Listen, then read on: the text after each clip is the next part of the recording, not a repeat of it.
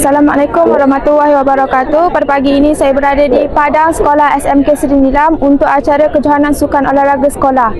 Sekarang kita nampak ramai pelajar dan atlet berkumpul di Padang untuk menyaksikan acara yang seterusnya. Di sini bermula mengenal dunia bersama guru tercinta. Seronok belajar selama sentiasa, sekolahku sejahtera. Assalamualaikum. Waalaikumsalam. Nama saya Cik Nur Amanda daripada Senilam TV ingin mengucapkan selamat datang Tuan ke kejohanan sukan sekolah ini.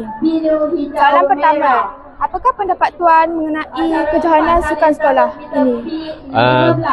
Kalau melihat hari ini di pagi dengan cuaca yang elok, suasananya lebih ceria, bagi pendapat saya memang tepat dan wajarlah sekolah ini mengadakan sukan tahunan, dan sukan ini patut dibuat di peringkat sekolah.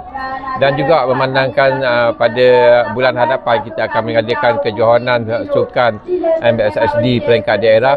Jadi saya mengucapkan sabar dan tahniahlah kepada pengetua serta pentadbir sekolah serta guru-guru dan semua yang terlibat pada hari ini untuk menjayakan sukan dan untuk persediaan pelajar-pelajar kita dalam mewakili sekolah ke peringkat daerah.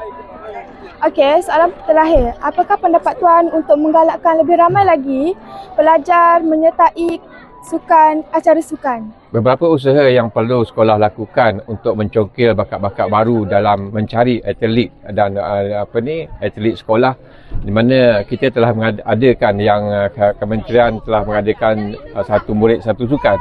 Di mana satu murid satu sukan ini guru-guru telah boleh mengenal pasti pelajar-pelajar kita dalam kemahiran dan keupayaan pelajar-pelajar untuk melakukan sukan olahraga.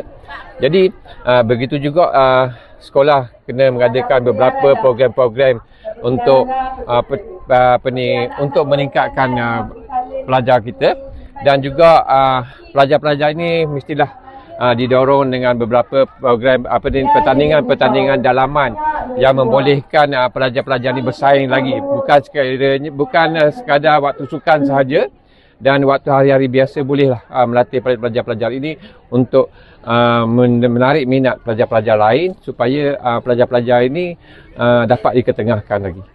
Okay, terima kasih Tuan atas kunjungan kejohanan sukan sekolah ini. Sama-sama.